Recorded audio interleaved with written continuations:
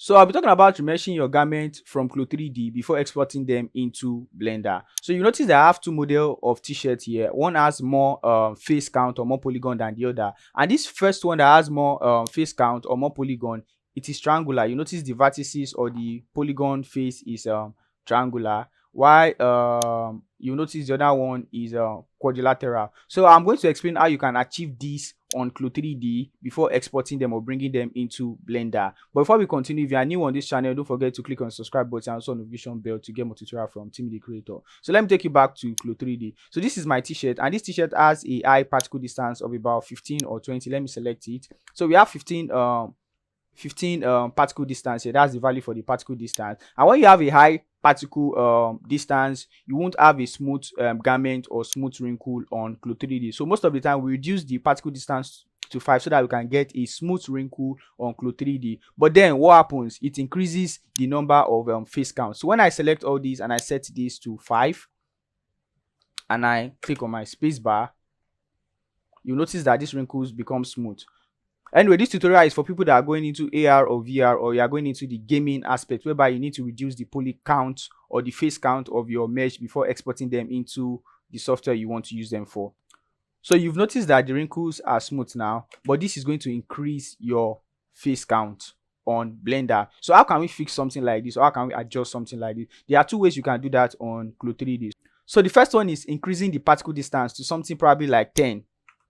So increasing the particle distance will actually adjust the number of face counts. It will reduce the number of face count on your garment. Then you can also scroll down for you to achieve this particular quadrilateral face here. What you need to do is to select all your garments, select all your patterns, sorry, on CLO3D. Then you scroll down, you see something like mesh type. This mesh type, you select this and you reduce it to quad optimized. Then it's going to take time for it to load. You notice that you cannot really select something on your screen right now, so you have to wait for CLO3D to do the needful. So you must have noticed the changes, you must have noticed something. So you can decide to simulate again to see the effect or to see the smoothness on your garment. So you can see it has been done. Then click on spacebar. So this is the first method, and this method you can't really set the value of your face count or your polygon, but it is effective too. But the second method, you'll be able to do that. So what I'm going to do is to select my connect. This is the second method. Select connect, select everywhere. And in this aspect, you can see that garment polygon is 9901. That's 9901. Garment triangle 197. I mean 19,795. And the avatar, we don't really need the avatar. So we're going to focus more on the garment polygon and triangle. And I think that's all. So what you need to do now is to set the value of the number of polygon you want or the face count you want on your garment. So what I'll do is that I can just select this and set this to 5,000. Can you see 5,000? And what I'm going to do is to optimize this. So now our garment have been optimized to the value I have set it to. So you can see that we have 4,765 polygon on our mesh.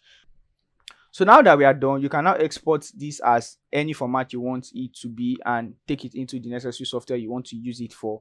So this is just how you can remesh your garment on CLO3D before taking it into Blender. So thank you for watching this tutorial. Don't forget to click on the subscribe button and also on the notification bell to get more tutorial from Timmy the Creator.